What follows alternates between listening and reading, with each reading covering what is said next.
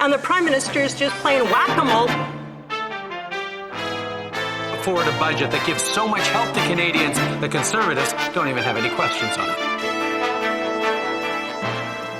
Leader of the Opposition. Policies of this Prime Minister and the NDP mayor in Vancouver led that city to more violence, to be on track for a record number of overdose deaths, and to make that city among the most overpriced housing markets on planet Earth. But voters in Vancouver have said enough. They have fired the NDP mayor and rejected the radical policies and instead voted to remove the gatekeepers, to build more affordable homes, and bring in common sense laws to restore safe streets. Will the government in Ottawa finally get the message? The Honourable Government House Leader. I appreciate the leader's interest in the mayoralty campaign in Vancouver, but here in Ottawa, I have a very specific question for the member of Cross. We have an opportunity in C31, and I ask him whether or not they're going to agree to provide dental care for Canadian children across this country. It's bad enough that they won't support it, Mr. Speaker. Why won't they just let this House, the majority of whom members support it, be there for Canadians, be there for children who need dental care? The Honourable Leader of the Opposition. Now, it is true that Vancouver already has its own provincial carbon tax, but now the costly coalition of the NDP and this Prime Minister want to force BC to triple, and triple that tax. We already have gas prices nearing $2 a litre in British Columbia. People have voted in the Vancouver elections to reject these inflationary policies. Why won't this costly coalition get the message from British Columbia that people cannot afford these taxes and cancel their plan to triple the tax? The Honourable Minister of the Environment. Thank you, Mr. Speaker. Just last Friday, thanks to the climate action incentive payments, a family of 4 received in Manitoba $208, $275 in Saskatchewan, and $269 in Alberta, and in the member opposite's province, $186. And this will happen 4 times a year, Mr. Speaker. We can fight climate change and support Canadians, and that's exactly what we're doing. The Conservatives have no plan to fight climate change and no plan to help Canadians. Thank you, Mr. Speaker. The Honourable Leader of the Opposition. Well, they have no plan to fight climate change. What they have is a tax plan. And the Parliamentary Budget Officer has concluded that the majority of people who receive these rebates, which is not even all Canadians, get less in rebates than they pay in taxes. For example, East Coast Canadians, 40% of them, are living in energy poverty. The Liberal Premier in Newfoundland and Labrador has said that the Liberal government in Ottawa should not triple the tax on home heating. Home heating prices are expected to double this winter. Will the government get the message that heating your home in Canada is not a luxury and cancel the plan to triple the tax? The Honourable Minister of Environment. Thank you, Mr. Speaker. And in fact, we are helping households transition away from dirty and expensive home heating oil to more affordable and greener heating sources. And we are doing that, and we've committed to do that with our partners in Atlantic Canada, Mr. Speakers. We are working with every single province in Atlantic Canada to support programs that they have put in place, $250 million to help tens of thousands of Canadians have access to cheaper, greener energy, Mr. Speaker. We can fight climate change and help Canadians. On those 2 fronts, the Conservatives have nothing to say. Thank you, Mr. Speaker. Honourable Leader of the Opposition. So here we go. Trickle-down government. They scoop up the money from the hardworking people who are just trying to heat their homes, doubling home heating bills, bring the money to Ottawa, and then expect us to believe that the money is going to trickle all the way back down to the people who paid for it in the first place. Allow us to doubt that. We already know the vast majority of Canadians are paying far more in taxes than they're getting back in any rebates. Many provinces don't get any rebate at all, but yet this government wants to target seniors for the crime of heating their home. Why don't they cancel this crazy plan to triple the tax? The Honourable Leader, the Government House Leader. economics is a policy that advantages the most wealthy with the idea that those at the bottom will benefit. This party opposite, Mr. Speaker, is a party that voted against the Canada Child Benefit. This party opposite voted against raising taxes on those that are those that have the most to give it to those that are less. But I have a question for the member right now. There's an opportunity, Mr. Speaker. The member opposite has an opportunity.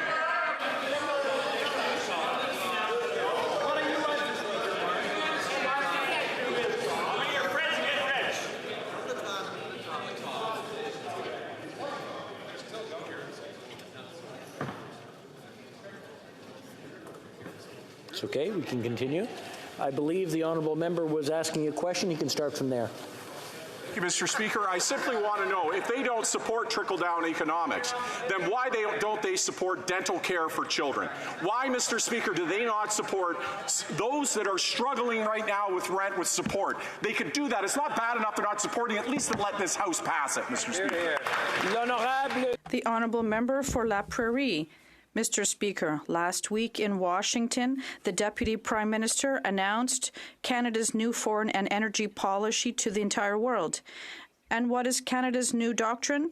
Well, it's the same as the old one, selling more oil and gas. So much for the planet. The Deputy PM also announced that Canada will fast-track energy products to export more fossil fuels. It's drill, baby, drill. This confirms what many people are already thinking. Basically, all Canada did in Washington was to drive the final nail into the coffin of its fight against climate change. Is that it? The Honourable Minister of Natural Resources. Thank you, Mr. Speaker. The Deputy Prime Minister said last week exactly the same thing as I've said and as my colleagues have said in recent months. We need to have the right projects, and we have to make sure that we are looking at the environmental effects, and also we have to have a conversation with Indigenous groups. But of course, we want to have the right projects to move forward. The Honourable Member for La Prairie. That's the Minister of Natural Resources who answering. That just says everything. So the Deputy PM in Washington reveals deep down that Canada was just looking for an excuse to sell more oil and gas, and she found one. And now suddenly, so much for climate change, and we're just going to export more fossil fuels. They're in it for the glory, Mr. Speaker. The government is trying to use the war in Ukraine to sell more oil despite the climate crisis. So who wrote the Deputy PM's new foreign policy? Is it the leader of the Conservatives? The Honourable Minister of the Environment. Thank you very much. I'd like to thank my colleague for his question and remind him that we have an environmental impact process that is very rigorous, and the Conservatives were against this project with their bill, but we'd made a commitment to be a provider of renewable and clean energy, and that is why the German Chancellor came to Canada to sign an agreement for wind energy. That's exactly what we're doing in Canada. We're supporting Canadian companies and Canadians to fight climate change. The Honourable Member for Rosemont-La Petite Patrie. Oil isn't renewable as far as I know. But anyway, people can no longer afford to feed themselves, and we learned that Loblaws is going to freeze prices on no-name products. It's a nice gesture, but it comes after months of inflation. We can't allow CEOs of these big companies to keep on getting richer, and the NDP has concrete solutions to support families and make these CEOs pay their fair share. Will the Liberals commit to implementing the NDP solutions outlined in the motion to be voted on this afternoon? The Honourable Parliamentary Secretary. Thank you, Mr. Speaker. I agree with my colleague. Families across Canada are having a hard time making ends meet. 0.3% economic growth. How could so much money buy so little? Stephen Harper and the Conservatives added over $150 billion to the national debt with nothing to show for it. We made the decision to invest in Canadians instead, put more money in the pockets of middle class. And what did we get? The leader of the Conservative Party truly wanted to help families who need help in these difficult times, they would no doubt support helping low-income families with rent assistance and dental care. But not only do they not support these measures, they're trying to block these measures in the House of Commons. It's one thing to disagree with our proposals to help families, but it's a different kettle of fish to try and hinder this assistance to those who need it. The Honourable Leader of the Opposition. Housing he's bragging about will go to almost no Canadians, and those who will get it will get at most $500. These days, you can't even rent a doghouse in the backyard for that amount of money. The reality is that this Prime Minister has presided over the worst housing bubble on planet Earth. UBS says that Vancouver is more overpriced than New York, Tokyo, Hong Kong, Los Angeles, all places with more people, more money, and less land. When will the Prime Minister get the gatekeepers out of the way and stop printing money to inflate our housing market? The Right Honourable Prime Minister. Mr. Speaker, the Leader of the Official Opposition makes a big show about being concerned about families, but if he actually wanted to support low-income families, he'd step up and support our measures to give more money to low-income families for the cost of dental care for their kids, or to help the 1.8 million Canadians who will benefit from our housing benefit, additional help on the housing benefit. The reality is, Mr. Speaker, not only does the Leader of the Opposition not support those measures to help low-income families with real money this fall, he's blocking their passage in the House, preventing anyone from getting that money. The Honourable Leader of the Opposition.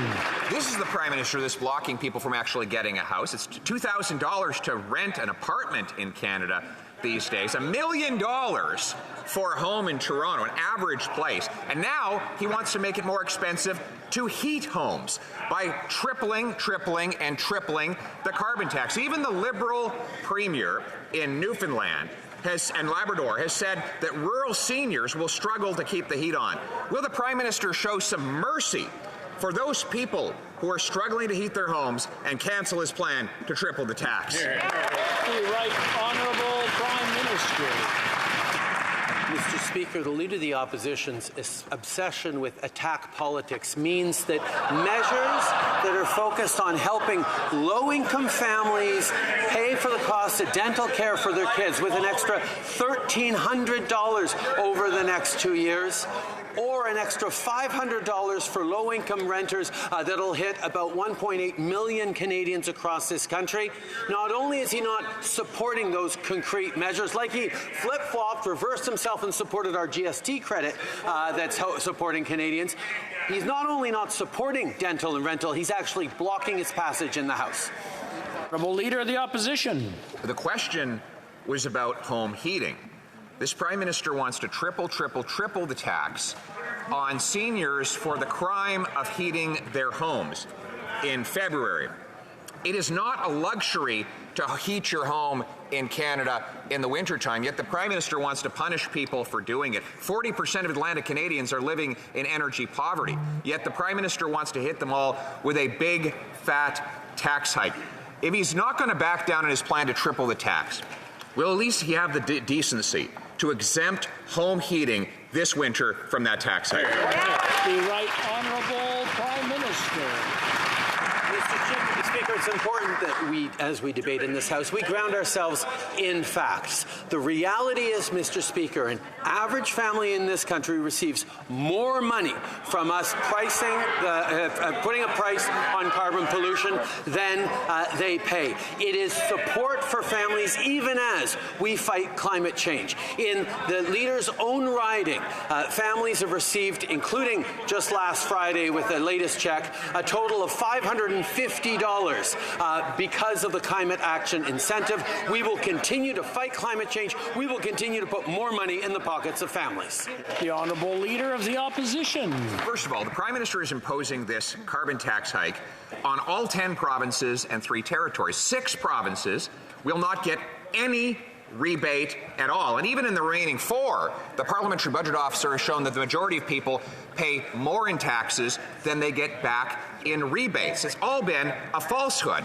Furthermore, they haven't hit a single solitary climate target since they took office. And finally, it's a little rich for this Prime Minister to call little old ladies in rural Newfoundland and Labrador polluters for heating their home in the winter when he makes them pay for him to jet around and go to Costa Rica in the middle of the summer. Why won't he halt the high carbon hypocrisy? The Right Honourable Prime Minister.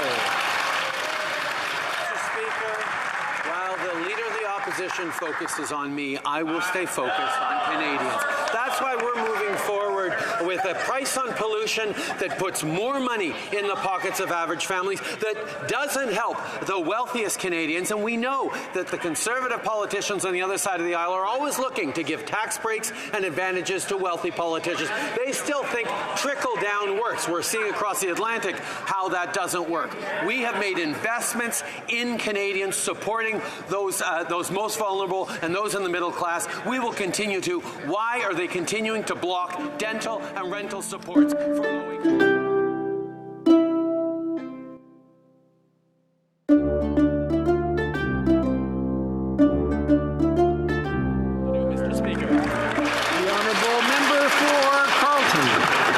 Instead of defending his record, he states falsehoods about our record. There were two Conservative budgets prior to the Great Global Recession. And let's look at those budgets. 2006, according to the public accounts, a $13.8 billion surplus.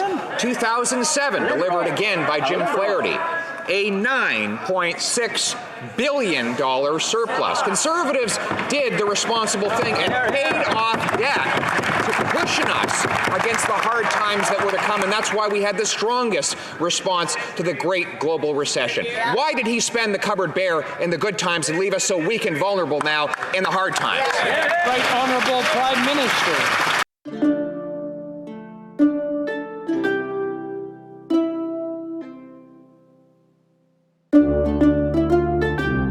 Places.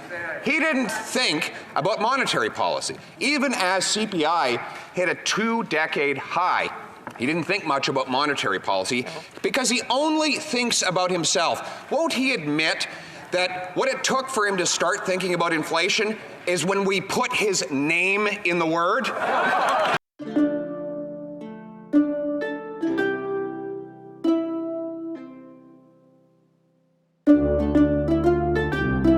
Conservative games. That's right. The Honourable Member for Carleton. Well, on October 28, 2020, the Finance Minister promised Canadians they would have deflation. For the Prime Minister's benefit, that means prices go down. Today, the Bank of Canada confirmed that we have inflation. Again, for those who don't think about monetary policy, that means prices go up. So everything they said would go down is going up, and everything they said is going up is now going down. Now that the Prime Minister has himself spinning in circles and saying his own name here on the floor of the House of Commons, will he finally admit that what we have in this country is Justin? Honourable Prime Minister.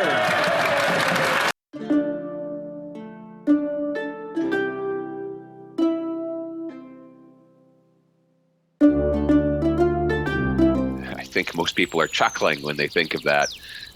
We now have to pay $720,000 for the average house across Canada. In Toronto and Vancouver, it's now over $1 million.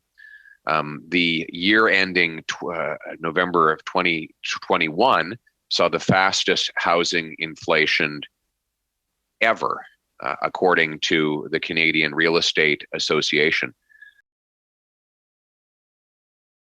He spent $70 billion on affordable housing to make housing prices go up by almost $300,000. Wow. And many members of this House were not even born. Liberals first started promising to make...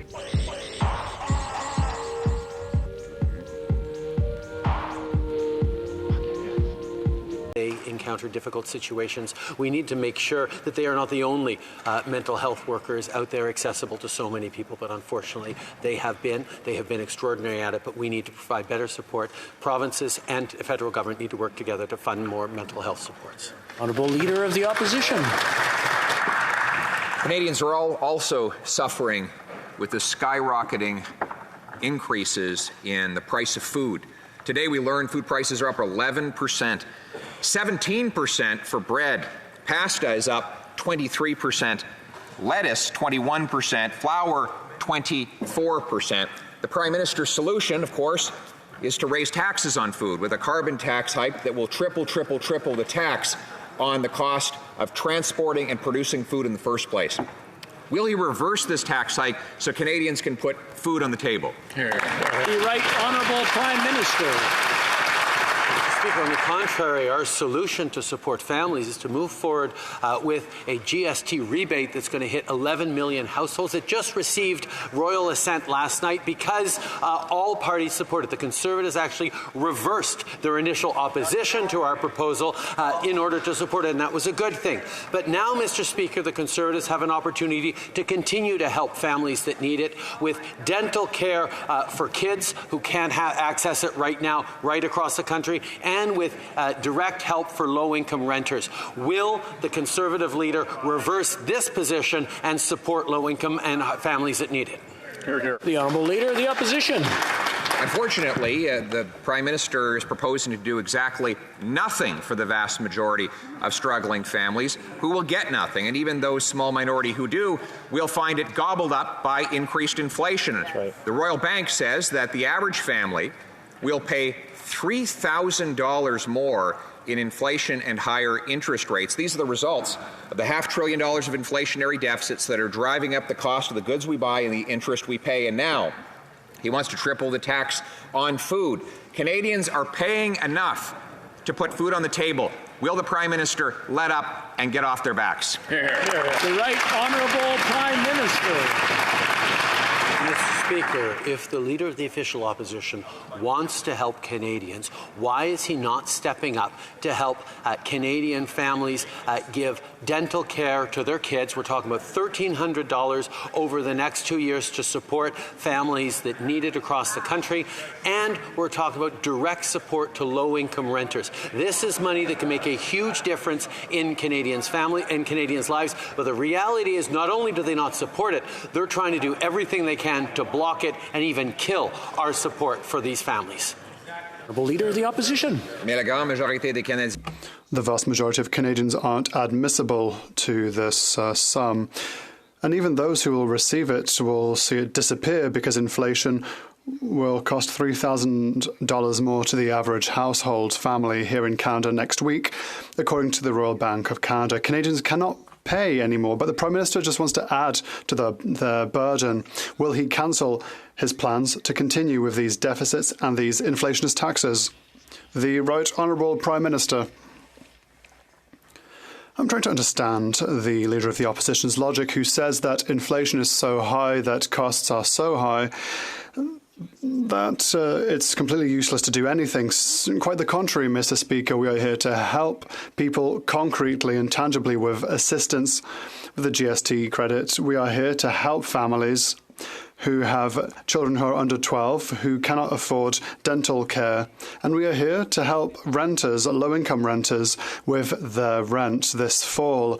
Why are they not here to help these families? All we see are excuses. We want them to support us in our measures to help Canadians. The Honourable Leader of the Opposition. Have gone up most in price are those that we can produce right here in Canada.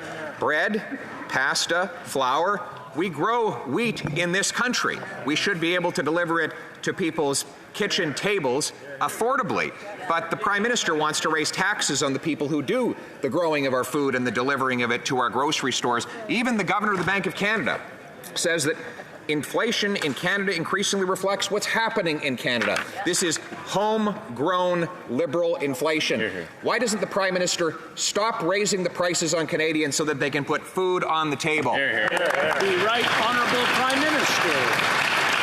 Mr. Speaker, let us be very, very clear. Our price on pollution puts more money back in the pockets of Canadians while ensuring they breathe cleaner air. With checks issued in June and just last Friday, a family of 4 in the opposition leader's riding has already received over $550 from our government in climate rebates this year. This means more money for Canadians, while the Conservative leader doesn't believe that climate change is a problem, we're moving forward with practical, affordable solutions to support families, grow the economy, and fight climate change at the same time.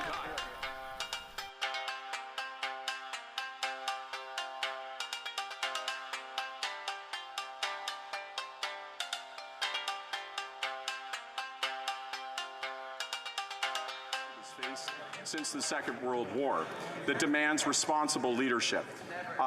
Amplifying anxiety is easy, Mr. Speaker. Solutions are hard. Are they going to support dental care for those that need it, Mr. Speaker? The Honourable Leader of the Opposition. What would we have cut? We would have cut the $54 million Arrive Can Act. We would have cut the $500 million for the WE organization. We said they should never have given wage subsidies to wealthy corporations that were capable of paying out bonuses and dividends to their executives. That's an easy question to answer. In fact, $200 billion of the $500 billion in new debt in the last 2 years had nothing to do with COVID at all, and inflation was already spiraling out of control well before the Russian invasion of Ukraine. So they should stop blaming everyone else and tell us how they're going to reverse the inflation that they caused. The Honourable Government House Leader. Mr. Speaker, the Leader of the Opposition is stating that inflation is a problem that is only faced by Canadians.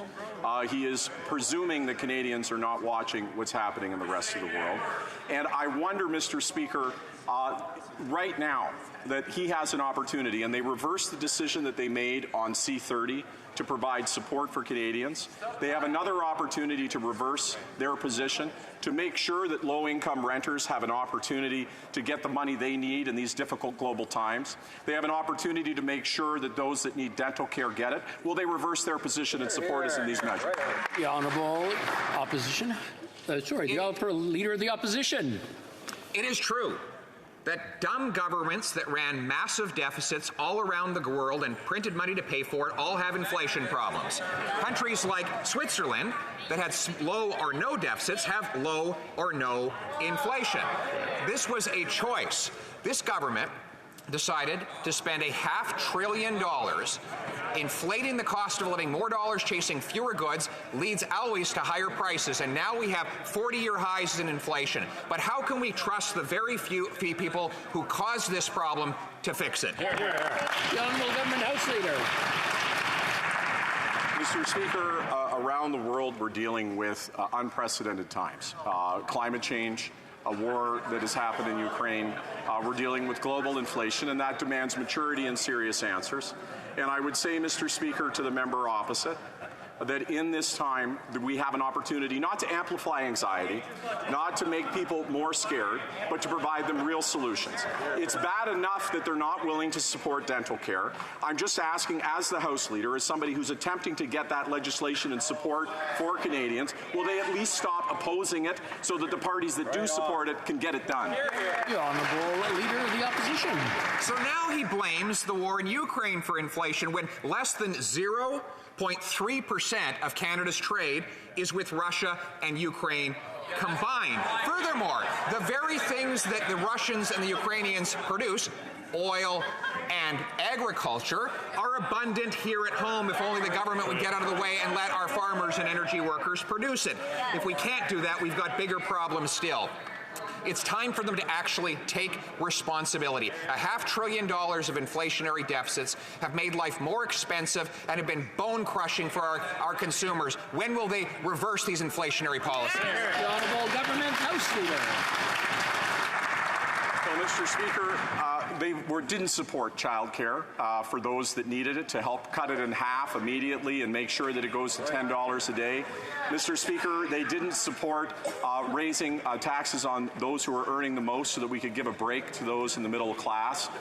And now here we are again, Mr. Speaker, with dental care, where there's many families who are struggling because of the challenges that are happening across this globe, and they're not supporting that, Mr. Speaker. And I understand they're not supporting that. That's their partisan position. But will they at least get out of the way so that those of us that are trying to help Canadians right now can pass legislation? The Honourable Member for Beloit-Chambly. Thank you, Mr. Speaker. Quebec right now is looking at a debate on pledging allegiance to the King. I think most people England. are chuckling There's when they also think of that. basic principle We now have to pay $720,000 for the average house across Canada. In Toronto and Vancouver, it's now over $1 million. The year ending November of 2021 saw the fastest housing inflation ever, according to the Canadian Real Estate Association.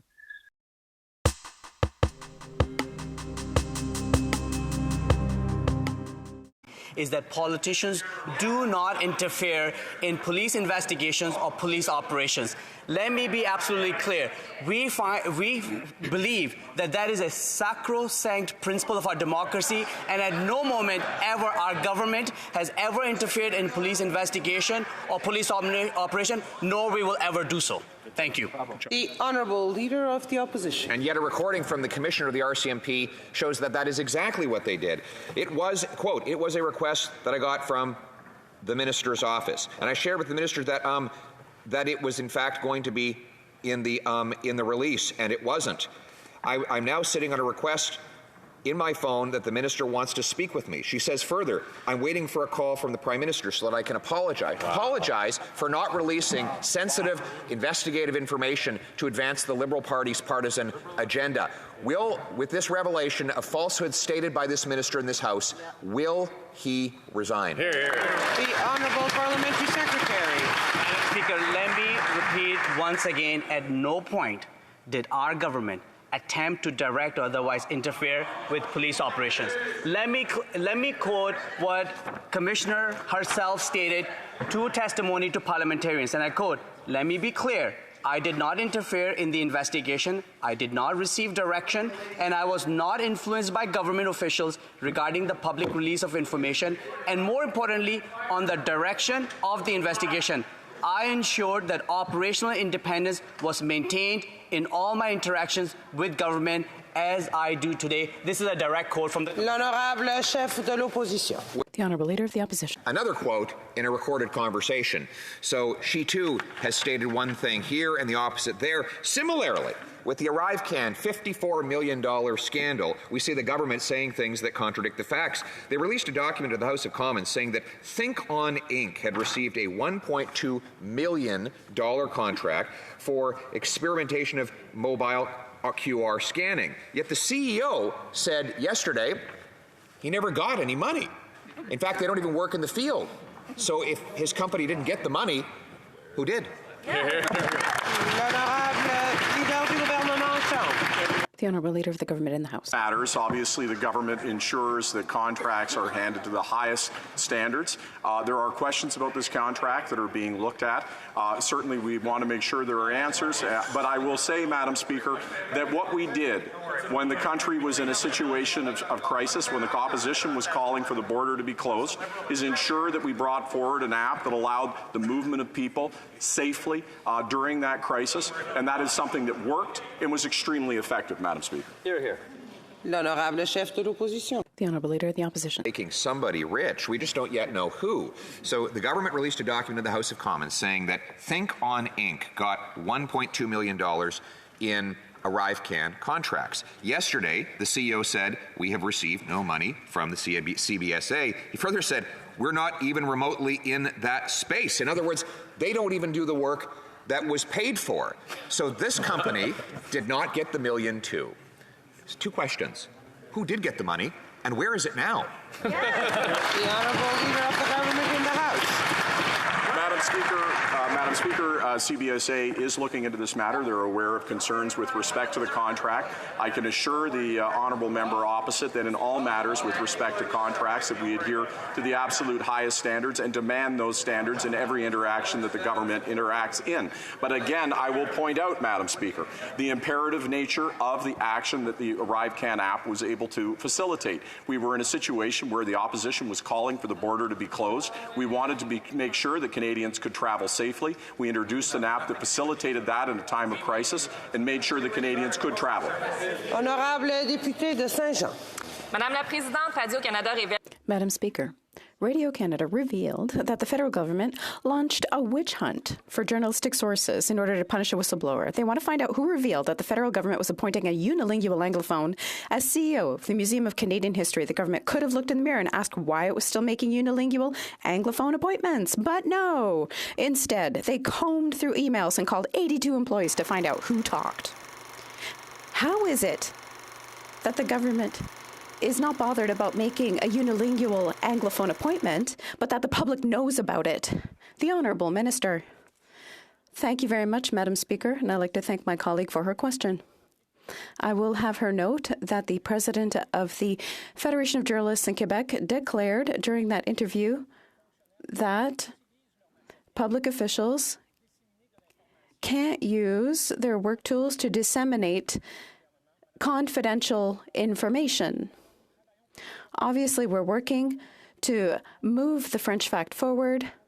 I have worked in the past to make sure that culture is supported throughout Canada, especially in Quebec. The Honourable Member for Saint-Jean.